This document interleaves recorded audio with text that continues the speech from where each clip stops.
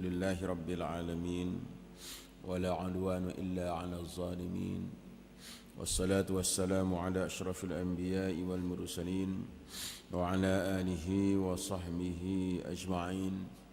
اللهم افتح علينا حكمتك وانشر علينا من خزائن رحمتك يا أرحم الراحمين. قالوا سبحانك لا علم لنا إلا ما علمتنا إنك أنت العليم الحكيم. رب اشرح لي صدري ويسر لي أمري واحلل عقدة من لساني يفقهوا قولي آمين يا رب العالمين. Nahmadullah wa nashkurullah subhanahu wa ta'ala, setinggi-tinggi lafaz tahmid kita dan juga syukur kita kepada Allah subhanahu wa ta'ala di atas segala limpah kurnia, anugerah, nikmat dan kelebihan yang diberikan oleh Allah subhanahu wa ta'ala kepada kita semua, hingga mengizinkan kita atau menjadikan kita salah seorang daripada orang-orang yang berada dalam majlis ilmu. Sebab kita tahu bahawa majlis ilmu ini, sesiapa yang berada dalam majlis ilmu, maka orang itu akan beroleh keberuntungan yang agak banyak diberikan oleh Allah Subhanahu wa taala.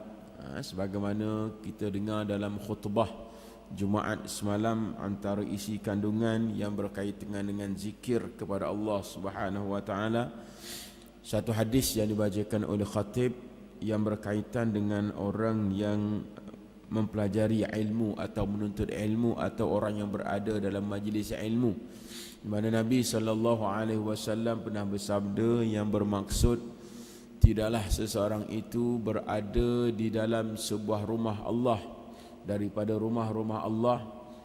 Mereka berada di rumah Allah itu dalam keadaan yatluna kitab Allah, mereka membaca ayat-ayat Allah, wa yatadarrasunahu, dan mereka mentadarrus atau belajar mempelajari Al-Quran ataupun ayat-ayat Allah. Illa, dinyatakan oleh Nabi, orang yang sedemikian adalah di kalangan orang-orang yang dilimpahi dengan ketenangan, dilimpahi dengan ketenteraman. Bukan sekadar itu sahaja, orang ini juga adalah merupakan antara orang yang diberikan dan diturunkan rahmat oleh Allah Subhanahu wa taala ke atas dirinya. Dan bukan setakat itu sahaja, mereka ini juga digambarkan wa haffazhumul malaikah, digambarkan juga mereka ini di kalangan orang-orang yang berada di celah-celah para malaikat Allah Subhanahu wa taala. Wa zakarahumullah, dan disebutkan juga bahawa antara manfaat orang yang berada dalam majlis ilmu, namanya akan sentiasa disebut di sisi Allah Subhanahu wa taala. Tengok banyak benefit yang akan kita dapat, manfaat dan faedah yang akan kita dapat. Tapi bagi orang yang hanya memandangkan kepada zahir sahaja, yang memandangkan kepada perkara-perkara yang nampak sahaja, maka mereka tidak akan nampak. Sebab apa? Sebab ganjaran yang disebutkan oleh Nabi SAW ini adalah merupakan ganjaran dalaman yang tidak boleh dilihat dengan mata kasar. Orang yang memperoleh ketenangan, ketenteraman, semua orang tak tahu, hanya orang itu sahaja yang tahu. Diberikan rahmat oleh Allah Subhanahu wa taala, tak ada orang yang tahu, diturunkan rahmat ke atas dirinya. Begitu juga dikelilingi oleh para malaikat, lagilah orang tak tahu. Sebab tak nampak para malaikat ni, walaupun Nabi kata menghadiri majlis-majlis ilmu kerana minat yang mendalam mereka terhadap majlis-majlis ilmu, tapi kita tak nampak walaupun mereka itu berada bersama-sama dengan kita. Dan yang keempat, nama kita disebut-sebut di sisi Allah Subhanahu wa taala juga jauh sekali untuk kita tengok dan untuk kita dengar ataupun untuk kita lihat dengan secara yang zahir. Maka sebab itu ramai daripada kalangan orang-orang kita, termasuk orang-orang Islam sendiri, yang alpa dan juga lalai untuk berada dalam majlis-majlis ilmu, yang buat indah tak indah sahaja apabila ada majlis ilmu nak berbanding dengan majlis-majlis yang lain, yang majlis lain itu tak semestinya kita mendapat keempat manfaat yang disebutkan oleh Rasulullah sallallahu alaihi wasallam ini. Jadi sebab itu ini adalah satu perkara yang anugerah, nikmat, petunjuk, hidayah yang diberikan oleh Allah antara orang yang terpilih sahaja. Baik, hadirin hadirat yang dirahmati Allah Subhanahu wa taala, setelah rasa dah 2 minggu kita terhenti disebabkan ada urusan lain.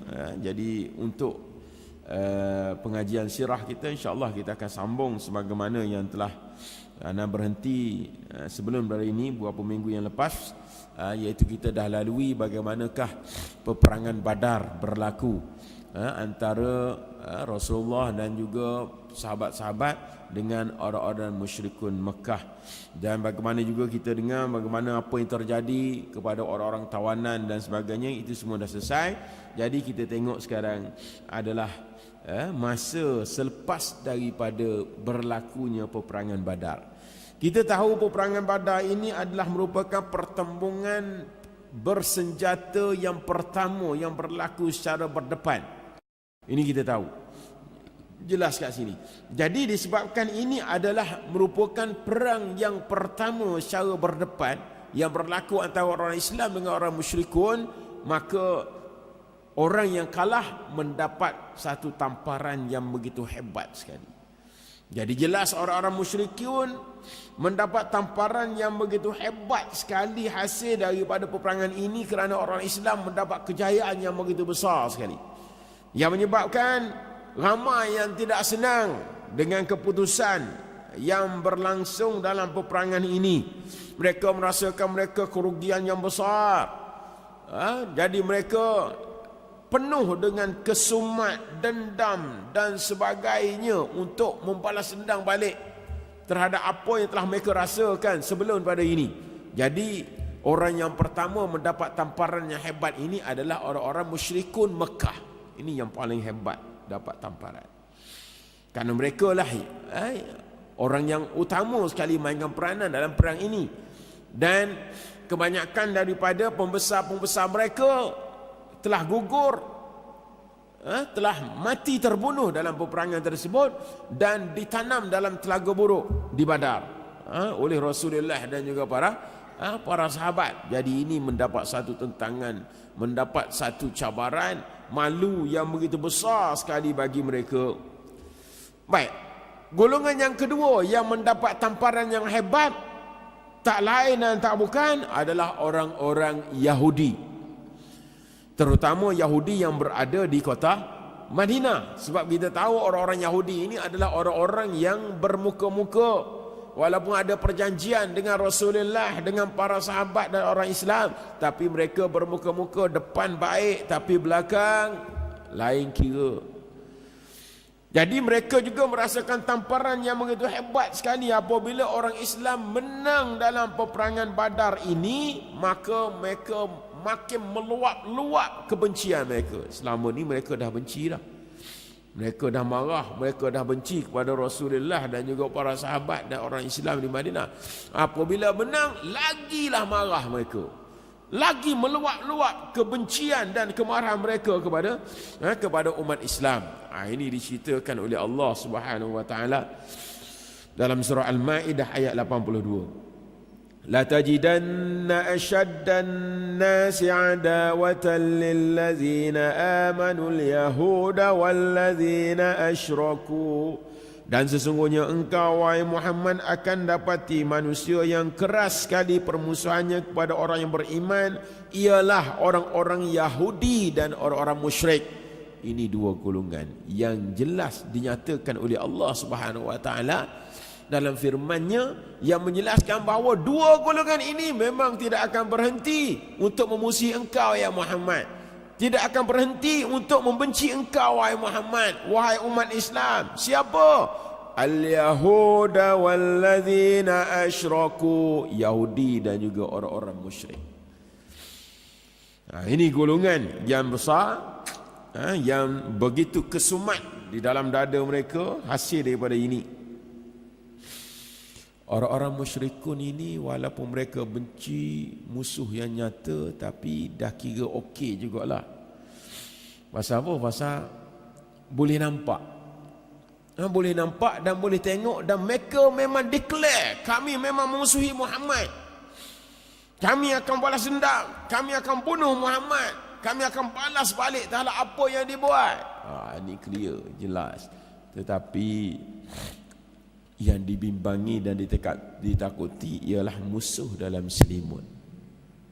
Musuh dalam selimut iaitu orang-orang Yahudi, kerana mereka berada di Madinah. Mereka berlagak seolah-olah mereka itu sahabat kepada Rasulullah, kepada orang Islam. Mereka berlagak seolah mereka itu pendukung dan penyokong orang-orang Islam. Tapi sebaliknya, rupanya mereka adalah musuh dalam selimut. Jadi, mereka ini, kebanyakan daripada mereka, ada golongan-golongan yang munafik pula. Tambah lagi yang diketuai oleh Abdullah bin Ubay dan juga sahabat-sahabat dia. Lagi parah. Abdullah bin Ubay ni memang dia mengaku Islam, tetapi dia munafik. Dia berpura-pura. Ini bahaya. Dari aspek ini, berpura-pura ini adalah amat bahaya sekali. Kerana dia adalah merupakan sifat utama orang munafik. Sifat utama orang munafik, berpura-pura.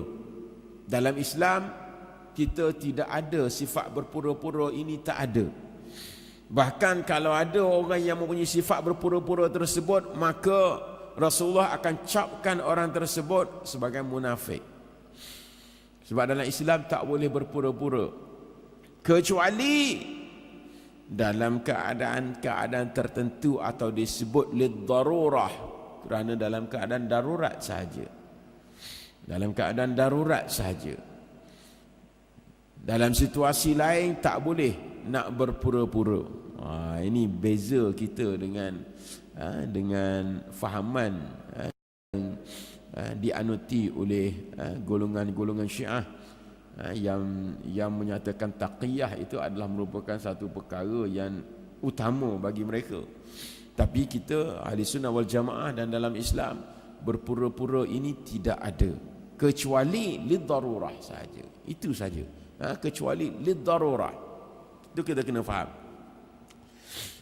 Jadi kumpulan ini kumpulan yang menakutkan. Satu, orang musyrikun. Yang kedua, Yahudi. Yang ketiga, munafik. Dan yang keempat adalah merupakan golongan orang-orang Arab Badui yang menetap di sekitar kawasan pinggiran Madinah. Orang ni orang yang tak hirau apa, kan? Dia tak kisah berkaitan dengan iman ke, kufur ke, muslim ke, kafir ke, dia tak peduli. Mereka tak peduli. Ini orang-orang kumpulan penyangak, kumpulan penyamun dan perompak padang pasir, gangster padang pasir.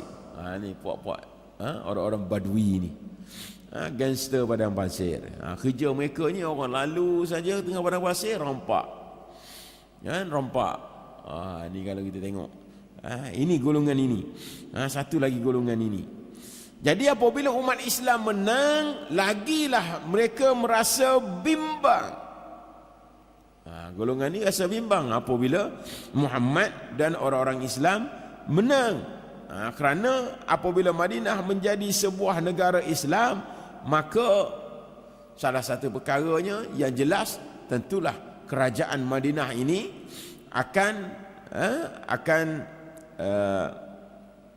mengatasi persoalan-persoalan yang berkaitan dengan samun dan juga rompak ini.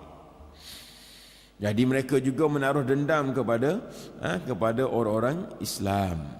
Jadi di sini kalau kita tengok bagaimana lepas pada peperangan Badar, kumpulan-kumpulan yang dihadapi oleh orang-orang Islam, 4 golongan besar yang utama ini yang mendatangkan masalah. Yang pertama, musyrikun, okey, tak masalah, mereka mungkin berada jauh kat Mekah.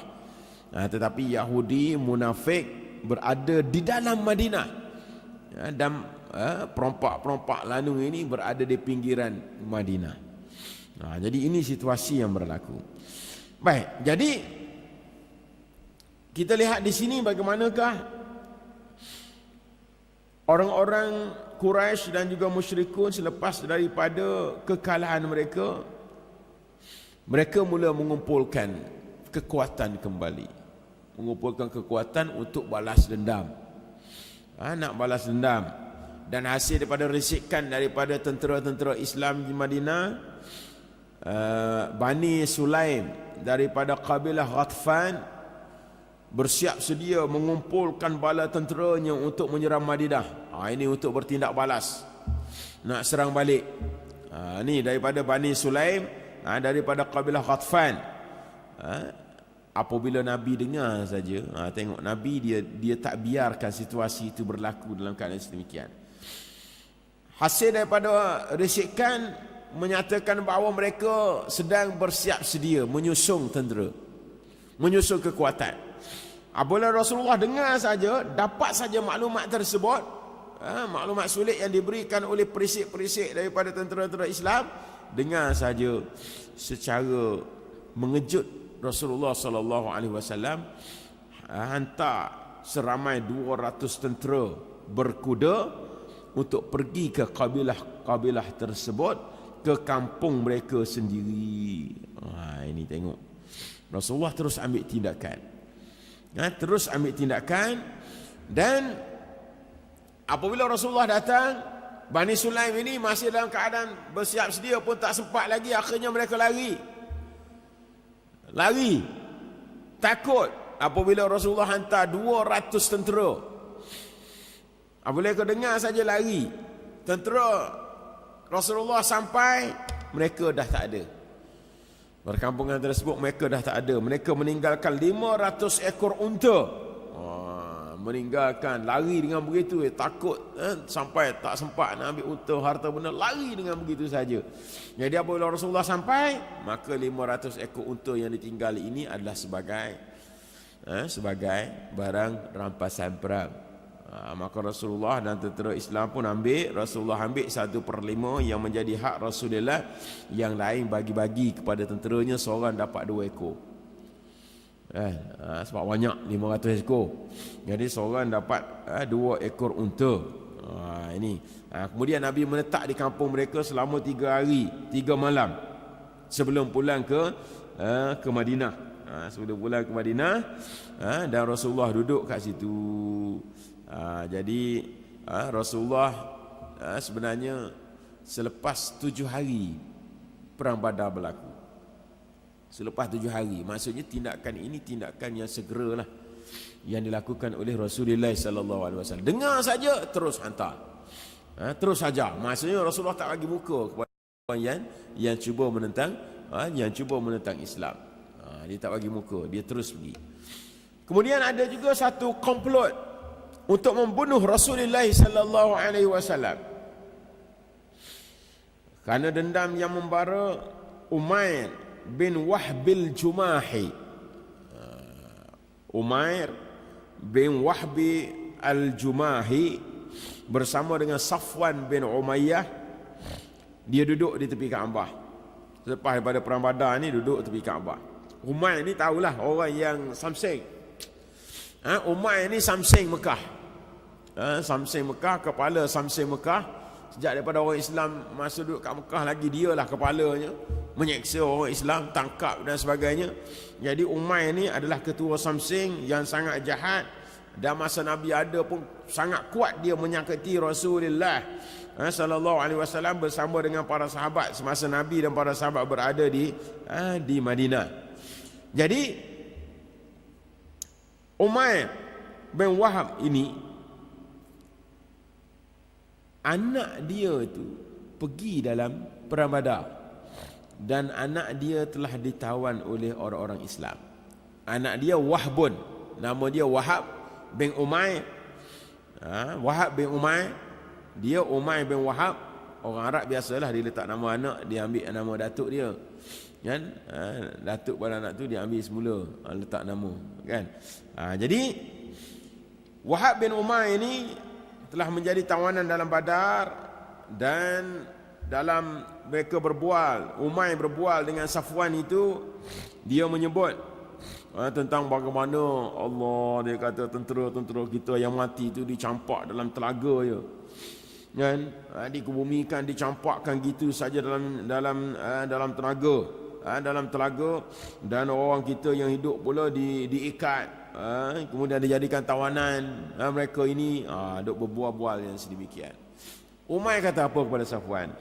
Umay kata, demi Allah, kalau tidak aku ini ada hutang yang banyak yang perlu aku lunaskan, atau tanggungan-tanggungan yang aku terpaksa tanggung, kerana dibimbangi aku mati lepas daripada ni, nescaya aku akan terus naik kuda aku ini, jumpa dengan Muhammad, dan aku akan bunuh dia terus. Itu cakap besar dia. Cakap besar Umay ni. Dia kata, aku ni kalau tak ada hutang banyak, kalau tanggungan aku ni, syarat aku tak banyak, nescaya aku akan terus naik kuda ni pergi ke Madinah. Tu aku bunuh saja Muhammad ni. Sebab apa? Sebab anak aku pun jadi tawanan. Tapi kerana aku dalam keadaan sedemikian, jadi Safwan ni apabila dengar kata-kata sedemikian, Safwan kata, tak apa, hutang kamu ni aku sanggup bayar. Kalau gitu tak apa, kamu pergilah. Hutang kamu yang banyak itu pun aku sanggup bayar. Kalau kamu tak balik semula pun, kalau mati pun atau apa-apa terjadi pun, aku boleh bayarkan, aku akan lunaskan bagi pihak kamu, dan tanggungan yang kamu tinggal pun aku akan tanggung semua. Jangan bimbang. Dia bagi provokasi kepada Umay. Bagi provokasi kepada Umay. Ni Safwan ni. Tak apa. Kalau kamu nak pergi bunuh Muhammad, pergilah. Okey, Umay kata tak apa. Kalau kamu sanggup macam tu, tak apalah. Tapi ingat, rahsia. Ini hanya antara kita berdua. Ini hanya antara kita berdua. Kamu jangan beritahu kepada orang lain, aku tak beritahu kepada orang lain, hanya kita berdua saja di perancangan ini. Baik, kamu duduk kat Mekah, aku akan pergi ke Madinah. Aku akan buat perancangan untuk membunuh Muhammad. Ini Umay bin Wahab. Kemudian Umay terus pergi cari pedang dia, asah pedang dia, dan di pedang itu dia taruhkan racun yang berbisa. Kemudian barulah dia bertolak ke Madinah nak bunuh Nabi ni. Bertolak ke Madinah. Sampai di Madinah, dia duduk di pintu masjid. Dia tunggu Nabi di pintu masjid Nabi. Kan? Tunggu kat situ. Tiba-tiba Umar Al-Khattab nampak dia. Umar Al-Khattab tak nampak dia. Dan memang Umar kenal lah dia ni, sama-sama orang Mekah. Kan? Tak kenal apa dia tu ketua Samsing. Kan? Apabila Umar tengok saja ke arahnya ketika itu, Umar bersama dengan para sahabat, Umar berbual-bual tentang bagaimana kita telah menang dalam perang Badar, Allah telah berikan kemuliaan kepada kita. Kemudian apabila Umar tengok saja, ini adalah anjing. Anjing ini adalah musuh Allah. Umar terus kata, haza kalb. Ini anjing yang menjadi musuh Allah. Umar marah. Apabila tengok Umar berada di sini, tentu dia ada niat yang jahat ni apabila dia berada kat sini. Umar terus meluru pergi jumpa dengan Rasulullah sallallahu alaihi wasallam, beritahu pada Rasulullah agar Rasulullah berhati-hati. Sebab apa? Sebab Umar ada di Madinah. Apa Rasulullah buat? Rasulullah terus beritahu kepada Umar, tak apalah ya Umar. Tengok Rasulullah relax ya. Tak apa Umar, kalau dia dah datang, dia tamu kita, kamu pergi jemput dia, aku nak jumpa dengan dia. Pula dah. Saya dah Umar beritahu Rasulullah tu agar Rasulullah lebih berhati-hati atau mengelak diri dan sebagainya. Tapi Rasulullah kata tak apa Umar. Pergi panggil dia, jemput, kata aku nak jumpa. Aku nak jumpa. Jadi Umar teragak-agak, biar betul ni. Tapi kerana dia desak juga oleh Rasulullah, maka Umar pun pergi juga bersama dengan beberapa orang sahabat, bawa dia masuk jumpa dengan Rasulullah. Maka Umar pun pergilah ambil Umar itu masuk. Masuk dalam keadaan dia gantung pedang dia di leher dia. Dia gantung pedang dia di leher dia. Kemudian Umar bawa masuk. Ketika itu Umar pegang Pedang dia tu Umar pegang, walaupun dia sangkut di leher, dia gantung di leher, Umar pegang. Takut bimbang Umar ni, takut dia hunuskan pedang itu terus kena pada Nabi dan sebagainya. Umar pegang pedang tersebut. Tapi Nabi panggil, Nabi kata, hai Umar, lepaslah pedang dia tu. Lepaskan pedang dia, tak payah pegang. Biar dia jumpa dengan aku nak jumpa dia. Biar dia tampil ke depan aku. Maka Umar pun pergi, hampir kepada Rasulullah. Pedang ada ni kan? Sayyidina Umar duduk belakang dah, tak pegang dah. Tadi Sayyidina Umar duduk pegang juga. Masuk pun sambil pegang pedang dia, tak payah. Nabi kata tak payah, masuk gitu, pedang ada dengan dia. Masuk jumpa dengan Rasulullah. Dan Rasulullah apabila masuk jumpa, dia kata selamat pagi. Dia ucap selamat pagi, sabah al khair dalam bahasa Arab kan, selamat pagi. Dia ucap salam, dia bagi selamat pagi. Nabi pun jawab, sebenarnya ya Umar, kami telah dimuliakan oleh Allah Subhanahu wa taala dengan ucapan yang lebih baik daripada ucapan yang kamu berikan itu ya Umar. Tengok, orang ucap selamat pagi pun Rasulullah hajar lagi. Umar, Allah hajar kami dengan ucapan yang lebih baik daripada itu. Ini kita kena ingat ni, kena ingat sebagai panduan. Ucapan yang lebih baik daripada itu iaitu ucapan salam. Sebab salam adalah merupakan ucapan ahli-ahli syurga. Allah, tengok Nabi terangkan. Ya, Nabi tak jawab.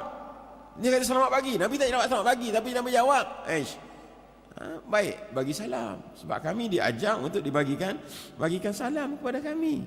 Ini ingatan kepada kita. Maksudnya kalau berlaku pertembungan kan, sebab kita sekarang pun ada ucapan selamat pagi, ada good morningnya kan. Jadi antara dua tu mana yang kita nak pilih? Kita orang Islam tentulah kita akan memilih Assalamualaikum. Assalamualaikum. Sama ada orang tu nak bagi ucap kepada kita ataupun kita yang ucap kepada orang lain, itu soal kedua.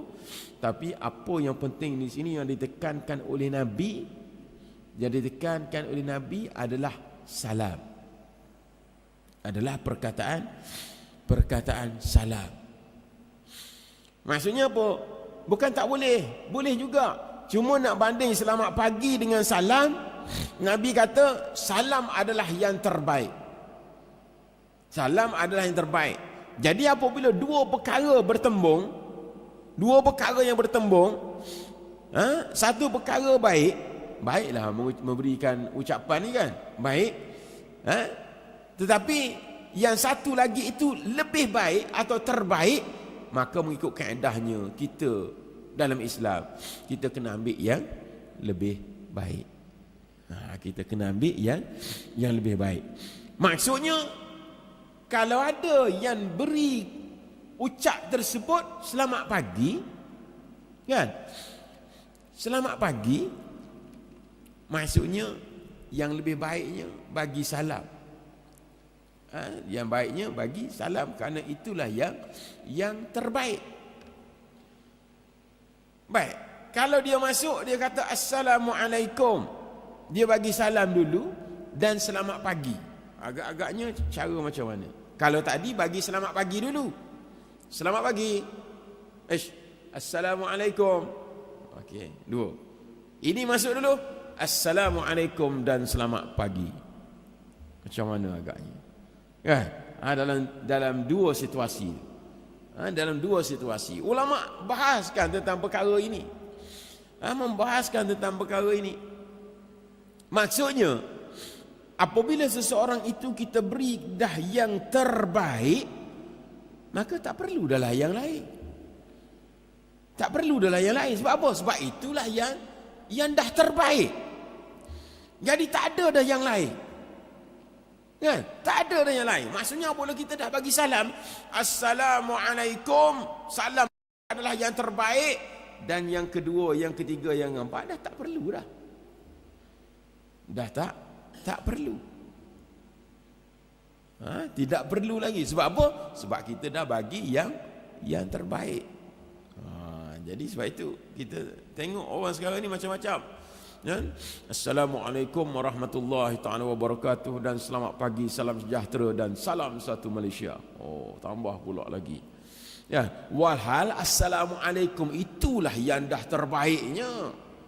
Kan? Yang lain tak perlu dah. Jadi ini yang kita tengok pengajaran daripada apa yang disebut oleh Nabi. Jadi Umair ni bagi selamat pagi, Nabi ajar dia kami ucapan salam. Itu adalah ucapan ahli syurga yang terbaik. Kemudian Nabi tanya, apa tujuan kamu datang ni Umair?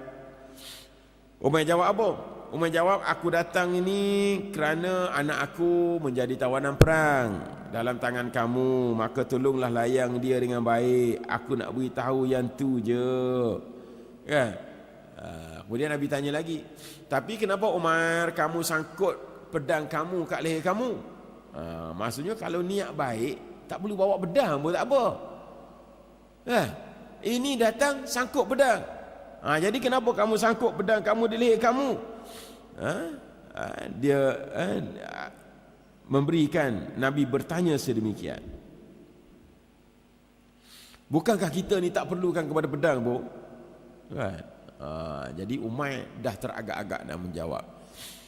Nabi tanya lagi, ya Umair, bercakap benarlah. Nabi kata, cakap benarlah Umair. Kenapa kamu datang kat sini? Dia pun ragu-ragu lagi, kata, tak ada ya Muhammad, aku datang ni memang inilah tujuan akunya, nak pastikan bahawa tawanan itu berada dalam keadaan yang baik. Nabi terus beritahu dia, tidak ya Umair, kamu datang ini sebab apa? Sebab kamu pernah duduk kat tepi Kaabah, kamu pernah berbincang dengan Safwan bin Umayyah, dan kamu berdua menyebut tentang mayat-mayat orang-orang Quraisy yang mati terbunuh, yang dihumbangkan dalam telaga. Kemudian engkau kata, kalau aku tak ada hutang dan tanggungannya banyak, nescaya aku akan keluar untuk membunuh Muhammad. Kemudian Safwan itu setuju pula nak tanggung hutang kamu dan juga tanggungan kamu, dengan syarat kalau kamu dapat membunuh aku, dan Allah menjadi penghalang antaraku dengan rancanganmu itu. Masya Allah. Muhammad, Nabi Rasulullah cerita satu persatu apa yang dia bualkan antara Umair dengan sahabat dia Safwan. Tengok, ini antara kemujizatan yang ada pada Rasulullah sallallahu alaihi wasallam. Walhal dia berbual kat Mekah tu, dengan Safwan pula, tak ada orang lain. Dengar tu saja, Umair terus kata apa apabila Umair dengar? Umair kata, ya Muhammad, sekarang juga aku naik saksi bahawa engkau adalah Rasulullah. Umair ni, sekarang juga aku naik saksi bahawa engkau lah Rasulullah. Walaupun dahulu aku mendustakan kamu tentang apa yang kamu bawa, tentang wahyu yang diturunkan kepada kamu. Sekarang aku percaya kepada engkau ya Muhammad, engkaulah Rasulullah, kerana aku tahu bahawa percakapan aku dengan Safwan tak ada orang lain yang tahu kecuali aku dengan Safwan sahaja. Maka demi Allah, aku benar-benar yakin bahawa tidak ada yang memberitahumu tentang hal ini, tentang perbualan aku dengan Safwan, kecuali Allah. Dan Safwan kata, alhamdulillah, Allah dah beri hidayah kepada aku untuk masuk Islam dengan cara ini. Kemudian dia pun mengucap syahadah, asyhadu an la ilaha illallah wa asyhadu anna Muhammadar Rasulullah. Allah, tengok kan, cantik dan indahnya bagaimana dia masuk Islam. Daripada seorang kepala samsing kat Mekah yang pernah menghina Nabi, yang pernah menyakiti, menyeksa orang Islam kat Mekah, dan pergi ke Madinah itu dengan niat satu komplot untuk bunuh Nabi. Bahkan pedang dia pun dah disalutkan dengan racun yang berbisa. Tetapi apabila berdepan dengan Nabi, Nabi beritahu macam tu sahaja, maka dia terus mengucap syahadah. Terus mengucap syahadah. Dan kemudian Nabi berpesan kepada dia, ajarilah saudara kamu ini tentang agama-agama dan lain-lainnya. Dan Nabi kata bebaskan anak dia sekali dengan dia, balik ke Mekah. Kan? Balik ke Mekah. Sementara Safwan yang kawan dia ni duduk kat Mekah tu, duduk promote orang Mekah. Terimalah berita gembira. Kamu akan dapat surprise bahawa Umair akan bunuh Muhammad. Kamu akan dapat menghilangkan segala kepahitan yang kamu lalui di Badar. Tengok. Tapi apabila Umair balik tu, Umair kata dia dah masuk Islam, kan? Dah kata dia masuk Islam, Allah feras Safwan. Safwan jadi rasa begitu feras sekali, kecewa sekali dalam sifat tersebut, dan dia bersumpah, aku tak akan bertegur sapa dengan engkau selama-lamanya ya Umair, dan aku tak nak bagi bantuan apa pun pada engkau ya Umair. Setakat inilah persahabatan kita, putus terus persahabatan tersebut. Dan Umair walaupun semikian dia berada di Mekah, dia banyak mainkan peranan mengajak orang-orang masuk agama Allah Subhanahu wa taala. Itulah kisah Umair bin Wahab. Umair bin Wahab yang asalnya ketua Samsing kat Quraisy, yang berniat nak bunuh Nabi tapi akhirnya masuk Islam hanya kerana Nabi terus terangkan tentang hasrat dia tersebut. Nabi dah tahu tentang hasrat dia tersebut. Jadi ini yang kita tengok apa yang berlaku, dan ini di kalangan musyrikun. Di kalangan orang-orang Yahudi,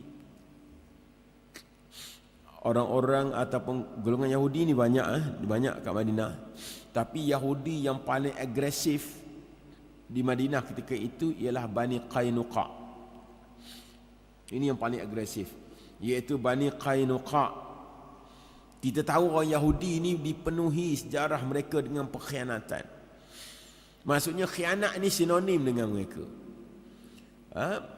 Membatalkan perjanjian, memungkiri janji dan sebagainya, sinonim dengan orang Yahudi. Kan? Jadi ini kita tahu. Jadi sebab itulah orang-orang Yahudi ini, Ibnu Ishaq dalam satu riwayat menyatakan bahawa orang Yahudi ini memang sangat-sangat kufur, sangat-sangat membenci orang Islam. Itu asalnya. Mereka sangat-sangat membenci orang-orang Islam. Apabila mereka tengok kemesraannya terjalin antara Rasulullah dengan para sahabat, antara Muhajirin dan juga Ansar, mereka begitu benci sekali. Timbul dalam hati mereka satu kebencian yang begitu hebat sekali. Dan di sini kita tengok Bani Qainuqa daripada kalangan Yahudi adalah bani pertama sekali yang mengisytiharkan tentangan kepada Rasulullah, yang memungkiri perjanjian. Yang memungkiri perjanjian, Bani Qainuqa. Kemarahan mereka tak boleh nak ditutup lagi, tak boleh diselindung lagi. Dan antara Yahudi ni, Qainuqa lah orang Yahudi yang paling jahat. Tapi mereka ni kita tahu, mereka ni kerja mereka tentang kerja tukang emas, tukang besi, buat barang-barang, pinggang mangkuk dan sebagainya, golongan korporat. Kebanyakan mereka ini adalah businessman, kumpulan korporat yang buka kilang tu, buka kilang ni, dan orang yang mempunyai profession yang hebat-hebat. Jadi perkampungan mereka berada di pinggiran Madinah. Mereka dah mengumpul pejuang mereka seramai 700 orang ramainya. 700 orang ramainya. Mereka lengkapkan dengan persenjataan kerana mereka cukup. Duit tak jadi masalah. Ekonomi mereka kuat. Jadi tak jadi masalah pada mereka. Jadi mereka mula menjalankan provokasi. Tabur fitnah, mempermain-main, sindir, memperolok-olokkan orang-orang mukmin. Mereka menyakiti orang-orang mukmin yang datang ke pasar mereka, yang datang ke kedai mereka. Mereka herdik, sindir, bahkan mereka tergamak ganggu perempuan-perempuan orang-orang Islam. Muslimat ni kalau lalu pasar mereka dan sebagainya, mesti kena ganggu dia mereka. Mereka dah buat provokasi yang sedemikian. Walhal mereka dah ada perjanjian dengan Rasulullah, tak boleh ganggu, tak boleh khianat dan sebagainya. Dah ada perjanjian, tapi mereka dah melanggar perjanjian tersebut. Makin hari makin berani mereka melanggar perjanjian tersebut. Permusuhan mereka makin nampak buruk, makin nampak. Akhirnya Rasulullah kumpulkan mereka. Tindakan yang dibuat oleh Rasulullah. Kumpulkan mereka. Rasulullah bagi nasihat kepada mereka, mengajak mereka kembali kepada bersifat waras terhadap perjanjian yang telah dibuat. Dan Rasulullah bayangkan resiko yang akan mereka hadapi kalau mereka berterusan mengadakan kejahatan, keburukan, permusuhan kepada orang-orang Islam. Tapi nasihat itu tak berkesan. Mereka dah mula naik muka, nasihat tidak lagi berkesan.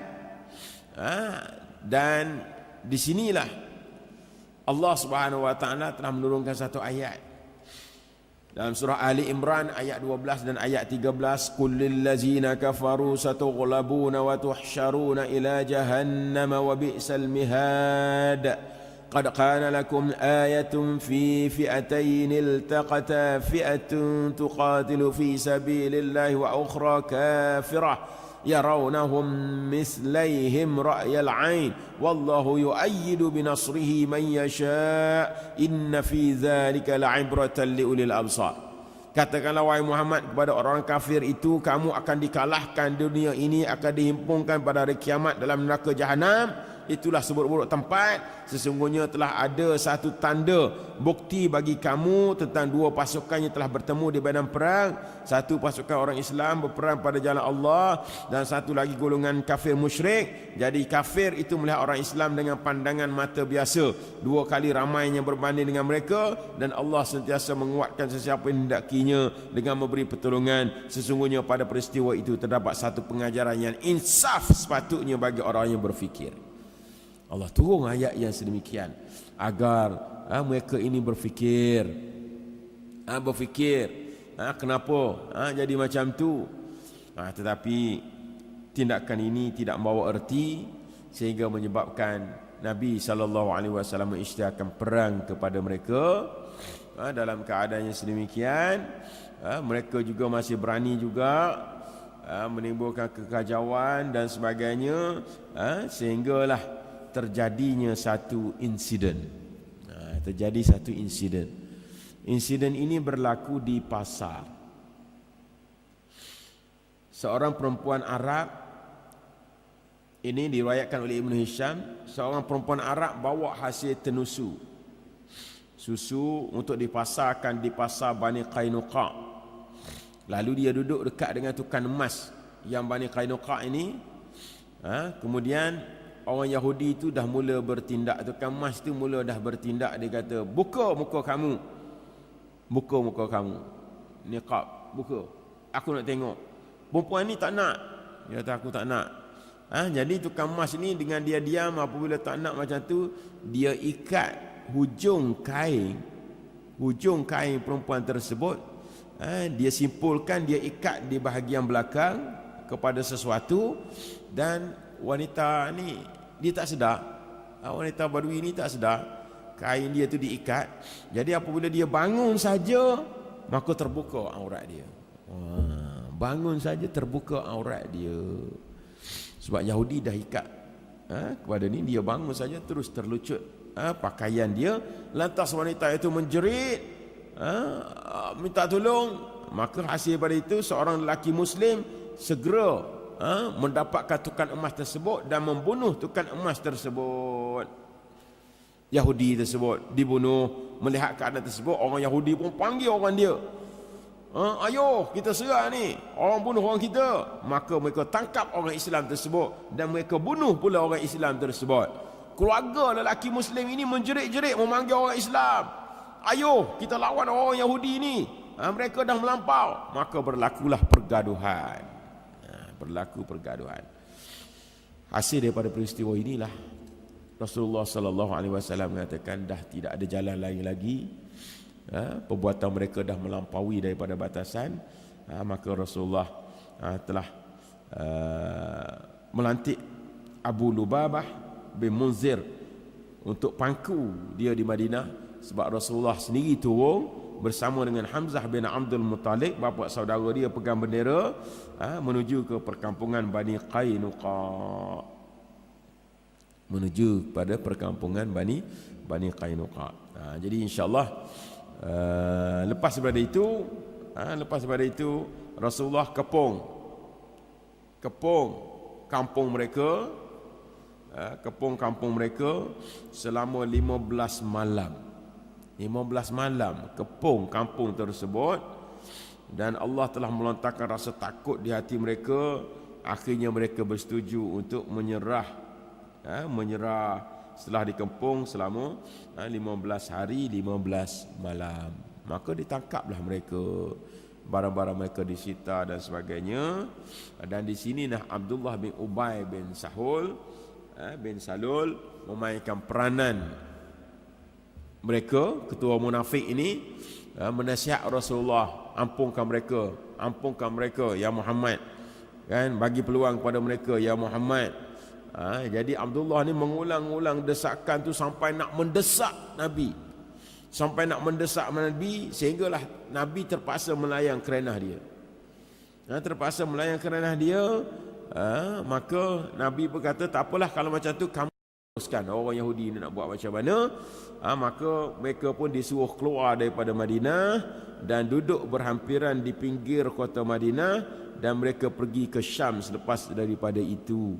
Tapi tak lama daripada mereka, kebanyakan mereka mati dan sebagainya dalam perjalanan, dan Rasulullah menahan harta benda mereka. Rasulullah ambil sebahagian daripada harta mereka dan sebagainya, untuk diserahkan kepada Baitul Mal. Ini Bani Qainuqa diusir, bani pertama daripada Yahudi, kerana keingkaran mereka terhadap perjanjian yang telah dibuat bersama dengan Rasulullah sallallahu alaihi wasallam. Jadi itu adalah Bani Yahudi yang pertama yang menunjukkan keingkaran mereka. Jadi insya-Allah lepas daripada ni kita tengok pula ada beberapa siri lagi, perang yang kecilan dan juga cubaan bunuh yang dijalankan oleh orang-orang musyrikin, dan juga operasi Bahran. Kemudian ada beberapa operasi yang lain lagi, dan juga bagaimanakah peranan yang dimainkan oleh orang-orang Yahudi selain daripada Bani Qainuqa yang dihalau, yang diusir tadi. Jadi itulah sedikit sebanyak sirah kita pada malam ini, kisah bagaimanakah perjalanan Nabi dan juga para sahabat dalam perjuangan mereka selepas daripada era perang Badar, sementara menunggu kepada perang yang kedua, perang Uhud. Nanti kita tengok indah peristiwa-peristiwa yang berlaku, rentetan yang berlaku sehingga membawa kepada berlakunya peperangan Uhud. Jadi yang itulah anak kira cukup untuk kali ini. InsyaAllah kita akan sambung di masa-masa akan datang, minggu akan datang, kepada peristiwa-peristiwa yang berikutnya. Aku qauli hadza wa astaghfirullahal azim wa lakum. Wassalamualaikum warahmatullahi wabarakatuh. Subhanallazi Bismillahirrahmanirrahim. Wal 'asri innal insana illa allazina amanu wa 'amilus solihati wa tawassaw bil haqqi wa tawassaw. Wallahu a'lam bissawab.